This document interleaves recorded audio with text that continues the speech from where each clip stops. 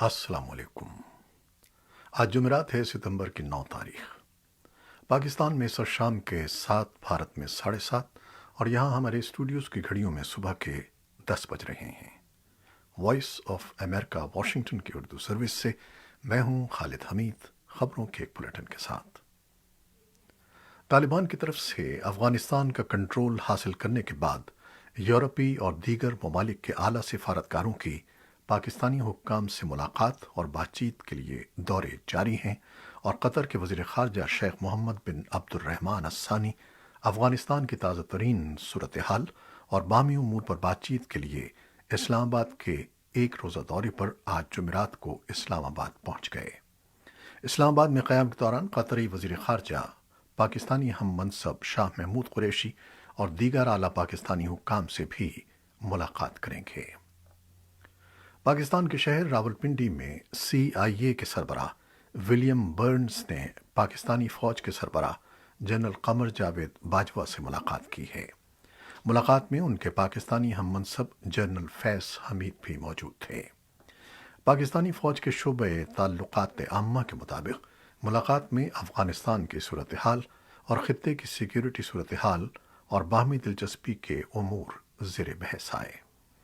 اس موقع پر اس بات کا اعادہ کیا گیا کہ پاکستان اپنے بین الاقوامی شراکت داروں کے ساتھ مل کر خطے کے امن اور افغان عوام کے خوشحالی اور پائیدار مستقبل کو یقینی بنانے کے لیے پرعزم ہے۔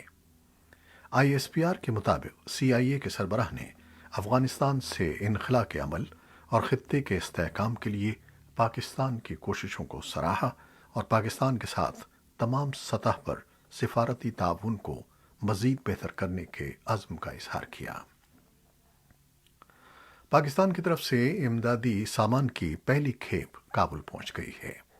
پاکستان کی طرف سے آٹا، کھانے پکانے کا تیل اور ادویات پر مشتمل امدادی سامان کی کھیپ جمعرات کو کابل پہنچ گئی، اور پاکستان کے کابل میں سفارت خانے کے مطابق یہ امدادی سامان افغانستان کی وزارت صحت کے اعلیٰ عہدیدار حاجی مراد کے حوالے کر دیا گیا ہے۔ اس موقع پر کابل میں پاکستان کے سفیر منصور احمد نے گفتگو کرتے ہوئے کہا کہ پاکستان افغانستان میں پائیدار امن و استحکام اور انسانی بحران کو روکنے کے معاونت کرنے کے لیے پرعزم ہے۔ پاکستانی سفیر نے مزید کہا کہ آئندہ دنوں کے دوران پاکستان افغانستان کے مزید شہروں قندھار، خوست اور ہرات سمیت دیگر شہروں میں طیاروں اور ٹرکوں کے ذریعے مزید امدادی سامان بھیجے گا۔ طالبان کی وزارت خارجہ نے ایک بیان میں کہا ہے کہ پینٹاگون حکام کی جانب سے کیے گئے تبصرے دوحہ معاہدے کی واضح خلاف ورزی ہیں، اور مزید کہا کہ اس طرح کے تبصرے نہ تو امریکہ کے اور نہ ہی افغانستان کے مفاد میں ہیں۔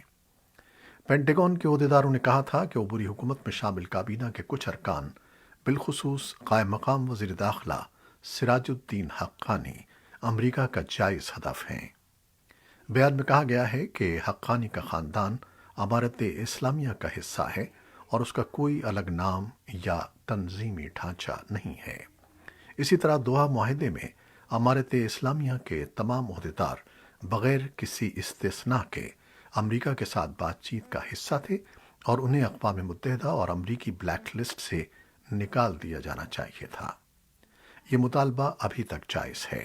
بیان میں مزید کہا گیا کہ امریکہ اور دوسرے ممالک اس طرح کے اشتعال انگیز بیانات دے رہے ہیں اور افغانستان کے اندرونی معاملات میں مداخلت کرنے کی کوشش کر رہے ہیں۔ امارت اسلامیہ اس کی سخت الفاظ میں مذمت کرتی ہے۔ بدھ کے روز جرمن وزیر خارجہ نے کہا کہ معاشرے کے دیگر گروہوں کی شرکت کے بغیر طالبان کی جانب سے جس عبوری حکومت کا اعلان کیا گیا ہے اور کل مظاہرین اور صحافیوں کی جانب سے کابل میں کیا گیا احتجاج مثبت اشاروں کی نشاندہی نہیں کرتا۔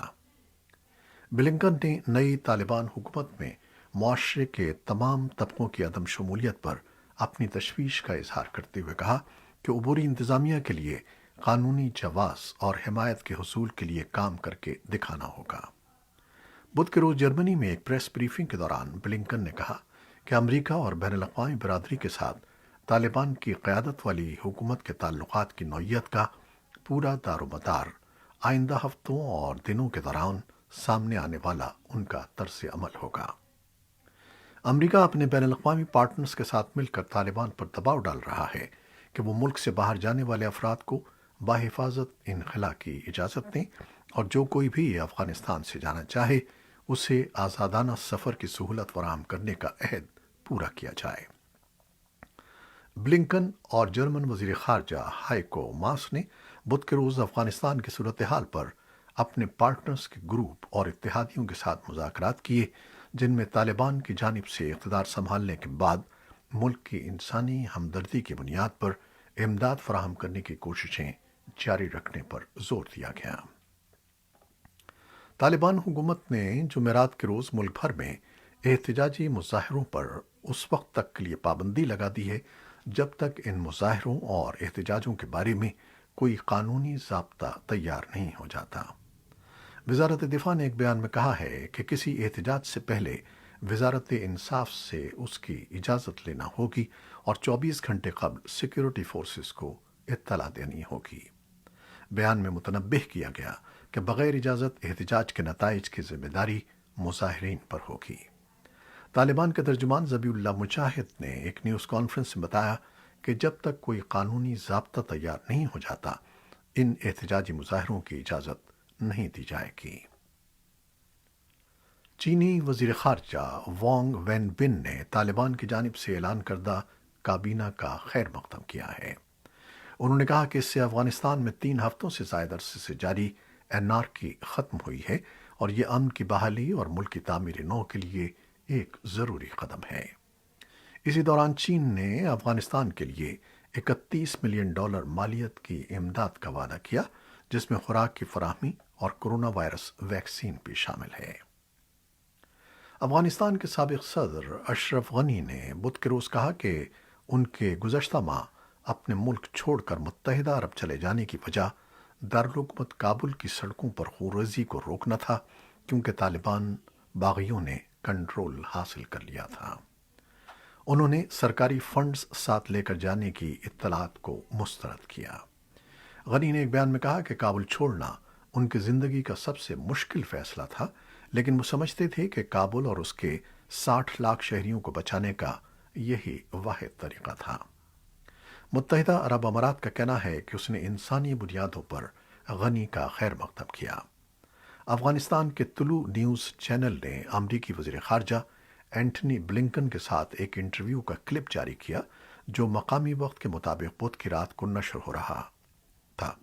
اس انٹرویو میں ایک نمائندے نے ان سے پوچھا کہ کیا آپ نے صدر غنی کو ملک چھوڑنے میں مدد کی، جس کے جواب میں بلنکن نے کہا کہ غنی کے ملک چھوڑنے سے ایک رات قبل ان کے ساتھ ہونے والی گفتگو میں انہوں نے کہا تھا کہ وہ آخری دم تک لڑنے کے لیے تیار ہیں۔ خواتین کے امور سے متعلق اقوام متحدہ کے ادارے نے افغانستان میں طالبان کی نئی عبوری حکومت میں خواتین کی شرکت کے فقدان پر گہری مایوسی کا اظہار کیا ہے۔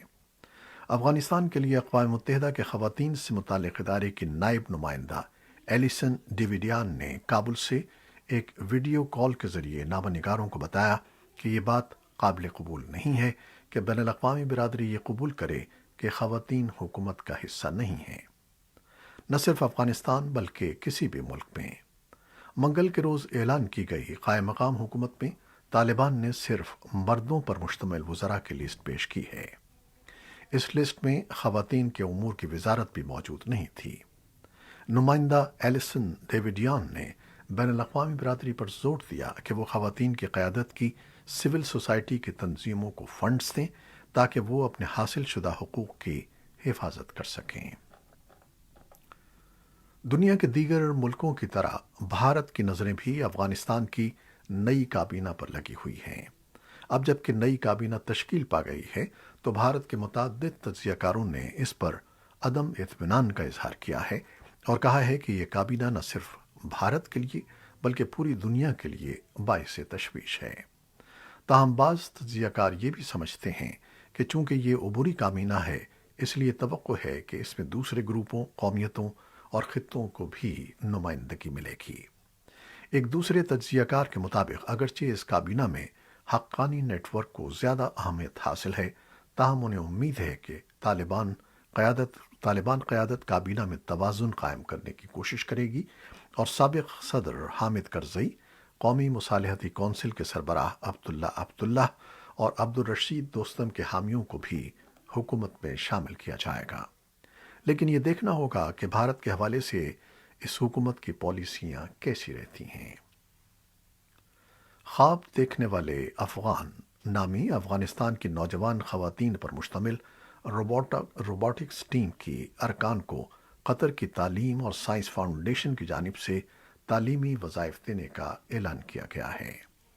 قطر حکومت نے حال ہی میں کابل ایئرپورٹ سے غیر ملکیوں اور ایسے افغان شہریوں کے انخلاء کے لیے جن کی جان کو خطرات لاحق تھے اہم کردار ادا کیا ہے۔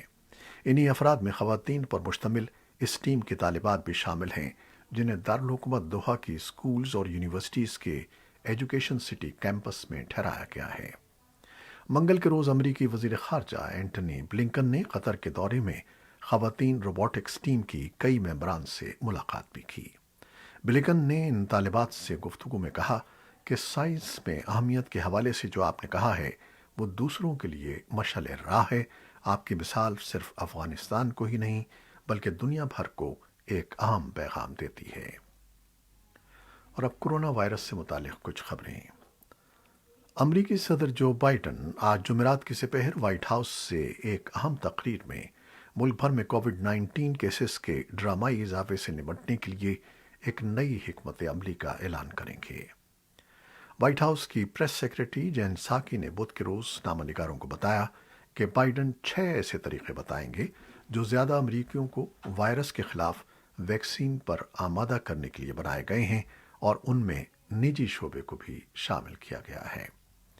سر بائیڈن ایک ایسے وقت پر تقریر کر رہے ہیں جب امریکہ کو بڑھتی ہوئی انفیکشن، ہسپتال میں داخلے اور اموات کا سامنا کرنا پڑ رہا ہے جو انتہائی متعدی ڈیلٹا ویریئنٹ کا نتیجہ ہے۔ ڈیلٹا وائرس انفیکشن سے متاثر ہونے والی اکثریت ان امریکیوں کی ہے جن کو ویکسین نہیں دی گئی، اور اس میں ان چھوٹے بچوں کی تعداد میں اضافہ بھی شامل ہے جو ابھی تک ویکسین لینے کے اہل نہیں ہیں۔ امریکن اکیڈمی آف پیڈیاٹرکس نے کہا کہ 5 اگست اور 2 ستمبر کے دوران بچوں میں کیسز کی تعداد 7,50,000 تک پہنچ گئی ہے۔ ورلڈ ہیلتھ آرگنائزیشن کے رہنما نے بدھ کے روز امیر ممالک سے درخواست کی کہ وہ کووڈ 19 ویکسین بوسٹر شاٹس اس سال لگانے کا خیال چھوڑ دیں تاکہ اس بات کو یقینی بنایا جا سکے کہ غریب ممالک کو ویکسین تک زیادہ رسائی حاصل ہو۔ اب تک ایسے مطالبات پر دھیان نہیں دیا گیا ہے۔ WHO کے ڈائریکٹر جنرل ٹیڈروس ایڈھنہم گیبریئس نے کہا کہ ایسے افراد کے لیے تیسری خوراک ضروری ہو سکتی ہے جن کی قوت مدافعت ختم ہونے کا ثبوت موجود ہے، لیکن اس وقت ہم صحت مند لوگوں کے لیے بوسٹر کا وسیع پیمانے پر استعمال نہیں دیکھنا چاہتے۔ ٹیڈروس نے پہلے بھی امیر ممالک سے کہا تھا کہ وہ ستمبر تک بوسٹر فراہم نہ کریں۔ شمالی مقدونیہ میں پولیس اور پبلک ہیلتھ کے عہدیداروں کا کہنا ہے کہ کووڈ 19 مریضوں کے لیے قائم کیے گئے ایک عارضی ہسپتال میں آگ لگنے سے کم از کم 10 افراد ہلاک اور متعدد زخمی ہو گئے ہیں۔ یہ آگ بدھ کی رات مغربی شہر ٹیٹوو میں لگی جہاں اس علاقے میں انفیکشن کیسز میں حالیہ اضافے کے بعد یہ ہسپتال بنایا گیا تھا۔ آگ لگنے کی وجہ فوری طور پر معلوم نہیں ہو سکی۔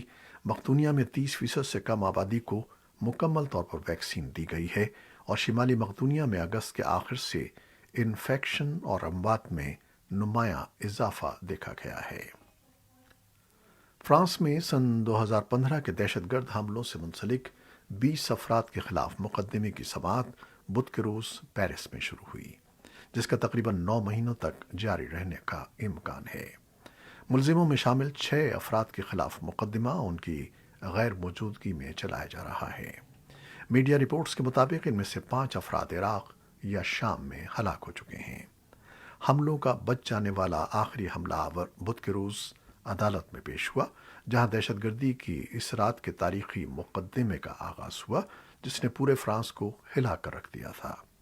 فرانس اور موراکو کی دوہری شہریت رکھنے والے عبدالسلام کو برسلز میں اس وقت گرفتار کیا گیا تھا جب وہ اپنی خود کش جیکٹ کو ضائع کرتے ہوئے इस खूनरेज वाक़े के बाद फ्रांस से फरार हो रहा था।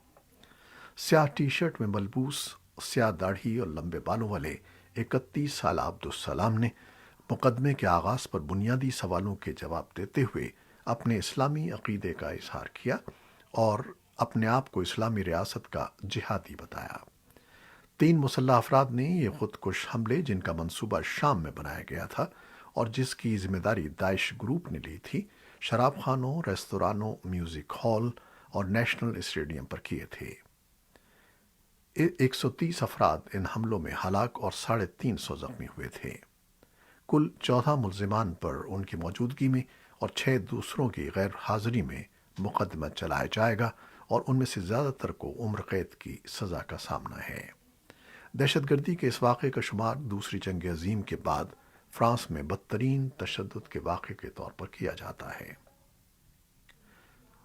गुज़श्ता निस्फ सदी में आबो हवा में तब्दीलियों और शदीद मौसम की वजह से होने वाली कुदरती आफात में 5 गुना इजाफा हुआ है, जिनसे कम तरक्की याफ्ता ममालिक को सबसे ज़्यादा नुकसान उठाना पड़ा है। 1970 और सन 2019 के दरमियान होने वाले वाक़यात पर की गई तहकीक ज़ाहिर करती है कि तमाम आफात में से निस्फ आबो हवा, पानी और मौसमी ख़तरात के बाइस वाक़ हुई हैं। ये आफात 45% अमवात और 74% इक़्तिसादी नुकसानात की वजह बनी हैं।